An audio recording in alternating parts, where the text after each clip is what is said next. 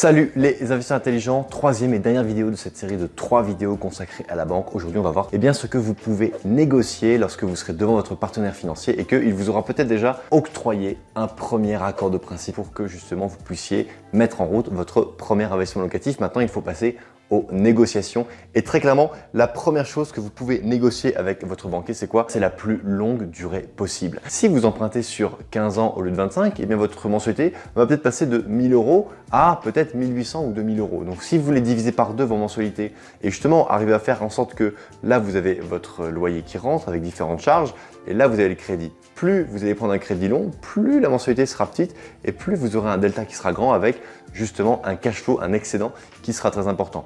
Et cet excédent, justement, il sera important de le faire travailler sur des profils financiers, sur des profils boursiers, ce qui fera que votre excédent travaillera plus vite que le coût de votre prêt. Ensuite, bien sûr, essayez de négocier le meilleur taux. Si vous avez plusieurs banques qui vous octroient des crédits sur 25 ans, eh bien vous allez finalement finir par choisir la banque qui vous fera le meilleur taux. Et vraiment, une toute petite différence de taux peut faire vraiment la différence. Donc, allez-y, n'hésitez pas à négocier, allez-y fort parce que c'est vraiment là le moment de se battre. Je vous garantis que une baisse de 0,15 points sur un crédit à 200-300 000 euros, ça fait des milliers et des milliers d'euros d'économie à la sortie. Je peux vous garantir que le calcul est vite fait et que ça vaut vraiment le coup. Troisièmement, vous devrez négocier les frais de remboursement anticipés. C'est beaucoup plus simple de le négocier au départ du crédit parce que ça n'engage absolument en rien.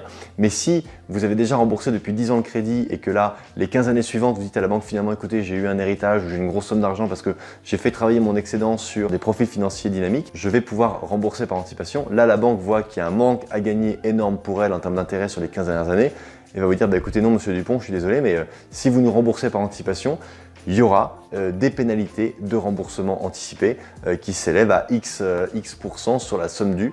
Donc voilà, alors que si vous avez négocié l'annulation des frais de remboursement anticipé dès le départ, eh bien cette question n'arrive même pas sur le tapis. Vous faites le virement du capital restant dû et c'est terminé, c'est basta. Vous ne devez plus rien à la banque. Et c'est vraiment capital de parler de ça. Il y a plein de gens qui disent « Oh, on verra ça plus tard. » Vous savez, non, on voit ça maintenant parce que aujourd'hui se prépare demain. Quatrièmement, c'est plus pour la forme. Vous pouvez également prendre du plaisir à négocier les frais de dossier. Aujourd'hui, les taux ont été rehaussés. 3,5, on est dans des taux qui sont normaux, qui restent bas. C'est juste qu'on a été mal habitué par les périodes précédentes. Mais sur 3,5, eh bien, la banque arrive à se nourrir et donc elle peut négocier les frais de dossier. Les frais de dossier, ils sont bien sûr dilués dans la totalité du crédit, mais essayez de demander au banquier de faire un geste sur les frais de dossier.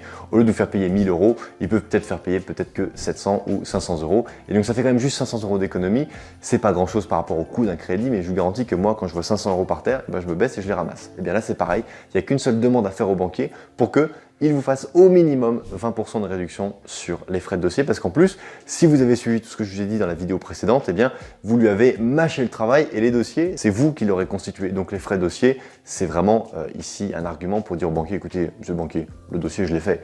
Donc, s'il vous plaît, les 1000 euros de frais de dossier, vous les faites baisser à 500, voire à 300 parce que c'est moi qui ai fait le taf. Cinquième chose que vous pouvez demander, c'est la suspension d'échéance sur 12, 24, voire 36 mois. Suspension d'échéance, c'est quoi? C'est vous avez le banquier qui vous prête de l'argent, vous mettez en place une suspension d'échéance de 24 mois. Et bien pendant 24 mois, vous n'allez payer que les intérêts et l'assurance du crédit, mais vous n'allez clairement rembourser le capital qu'au bout du 25e mois. Mais les 24 premiers mois, vous n'allez pas rembourser d'intérêt. Vous pouvez même demander une suspension totale, ce qui veut dire que vous ne paierez que l'assurance pendant 24 mois et que vous paierez 0 intérêt pendant les 24 premiers mois. Évidemment, je prends l'exemple de 24 mois, ça peut être 12, ça peut être 24, ça peut être également 36 mois.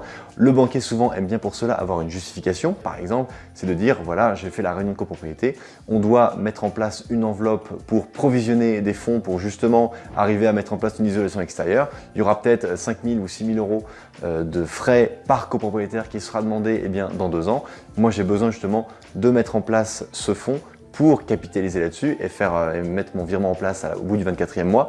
Et donc, pour cela, j'ai besoin, monsieur le banquier, de mettre en place une suspension d'échéance. Il y a même des banquiers qui peuvent vous octroyer une suspension d'échéance ou un report de crédit, très simplement sur simple demande. D'autres vont demander beaucoup de papiers sur 12 mois, d'autres vont rien demander jusqu'à 36 mois. Donc ça dépend, c'est un peu le feeling que vous allez avoir avec le banquier, mais faites bien comprendre au banquier que ce report d'échéance, il peut être très très important pour justement arriver à vous constituer un énorme capital de départ pour pourquoi pas après arriver, soit c'est pour payer les travaux au niveau de la copropriété, soit c'est pour mettre en apport dans une future acquisition parce que vous ne comptez pas en rester qu'à un investissement mais que vous comptez revenir 1 à 2 fois par an pour arriver à faire, je ne sais pas moi, 10 acquisitions sur les 5 ans qui viennent et c'est un système que vous avez envie de mettre en place avec votre banquier d'un commun accord. Et enfin, 6e et dernier point que vous devez négocier avec votre banquier, c'est le nantissement de l'apport. Donc là, c'est vraiment au moment où le banquier vous demande l'obligation de mettre un apport. Pourquoi? Parce que déjà, il a vu que vous avez de l'argent. Donc faites attention de ne pas montrer au banquier que vous avez des capitaux, parce que si vous avez des capitaux, il va être tenté d'aller piocher dedans pour vous demander de mettre un apport. Donc ne lui montrez pas. S'il voit que vous n'avez pas d'argent, il ne vous demandera pas d'apport. On peut mentir pour dire que on a plus d'argent que prévu ailleurs. Évidemment, il ne faut pas mentir sur ses dettes. Là, il faut faire une différence, c'est que dire au banquier que vous n'êtes pas endetté ailleurs, ça c'est un mensonge. En revanche, dire au banquier que vous n'avez pas d'argent sur d'autres comptes, alors que vous avez peut-être de l'argent sur d'autres comptes, sur des livrets d'épargne, sur des autres comptes courants, ça, ce n'est pas, enfin je dirais c'est un bon mensonge, c'est une bonne nouvelle. Si jamais le banquier s'en rend compte, eh bien il sera plutôt agréablement surpris. Mais s'il voit que vous n'avez pas beaucoup d'argent dans sa banque, dans ce compte-là, alors il ne pourra pas vous demander peut-être 20 ou 30 000 euros d'apport parce qu'il voit qu'il n'y a pas cette somme-là.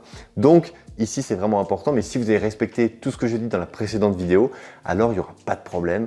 Il pourra justement vous financer parce que vous aurez prouvé avec un avis de valeur vénale et prouvé que vous avez fait une bonne affaire et que le fait que ce soit une bonne affaire, eh bien, ça va auto-tuer quelque part la demande d'apport. Mais quand bien même, si même vous souhaitez mettre de l'apport dans votre bien immobilier, eh bien, demandez à nantir l'apport. Le nantissement, c'est justement le fait que la banque va placer cet argent, pourquoi pas sur un contrat d'assurance vie ou sur un profil financier placé dans sa banque. Donc, elle garde cet argent-là en sécurité chez elle et elle vous prête les 100%. Donc les 20% sont nantis.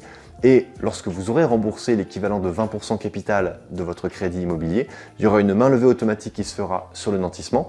Et cette somme d'argent que vous aurez placée, donc admettons 20 000 euros sur un contrat d'assurance vie, eh bien au bout de 5 ans, eh bien cet argent, ces 20 000 euros, se sont peut-être transformés en 22, 23, 25 000 euros parce qu'ils auront travaillé avec les intérêts composés. Et donc, vous jouez vraiment le jeu de la banque et ça, c'est très très bon pour votre PNB, votre produit net bancaire.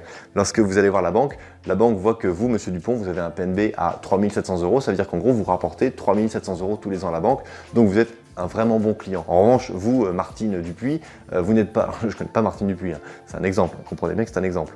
Et je vous dis ça parce que j'ai eu parfois des commentaires dans les vidéos où les gens me disent « Oui, machin, je m'appelle Martine Dupuis et je suis pas contente, vous parlez de moi. » Non, Dupont et Dupuis, ça fait partie des noms de famille les plus communs en France. C'est pour ça que je prends ça, parce qu'il y a des millions de gens qui ne se reconnaîtront pas là-dedans. Et donc, ce que je veux dire par là, c'est que Martine Dupuis, elle n'est pas une bonne cliente pour la banque. Pourquoi? Parce que tous les mois, lorsqu'elle a un prélèvement sur sa carte bancaire, elle le négocie pour que ça tombe à zéro. Chaque fois qu'elle a des frais de concourant, elle appelle pour que ça retombe à zéro. Bref, elle est pénible, elle rapporte rien. Et très clairement, le jour où Martine Dupuis voudra aller faire son crédit à la banque, la banque dira écoutez, Madame Dupuis, je vous cache pas, mais vous êtes quand même un petit peu casse-pied, hein, pour être poli. Et donc, non, on va pas vous financer parce que vous n'avez pas un bon PNB. Donc, faites attention à votre PNB. C'est vraiment une notion qui est très importante de maîtriser. Donc voilà, chers amis, on arrive à la fin de cette série de 3 vidéos. Dans la première vidéo, on a parlé des conditions que vous deviez respecter pour souscrire un crédit immobilier. Deuxièmement, on a parlé également dans la deuxième vidéo des 10 commandements que vous devez absolument connaître pour rentrer dans les clous face au banquier. Et troisièmement, on a vu ce que vous devez négocier une fois que votre crédit est accepté. N'oubliez pas que vous pouvez télécharger toutes les fiches récapitulatives de ces vidéos en cliquant sur le lien qui est juste ici au-dessus ou en description juste en dessous. Sachez que je répondrai à la totalité des questions que vous me poserez sous chacune de mes vidéos YouTube. Et bien sûr, likez la vidéo, partagez-la, commentez-la. Partagez la vidéo si vous pensez qu'elle peut aider un proche. Et bien sûr, n'oubliez pas, crise ou pas crise, on fait la route ensemble. Ciao!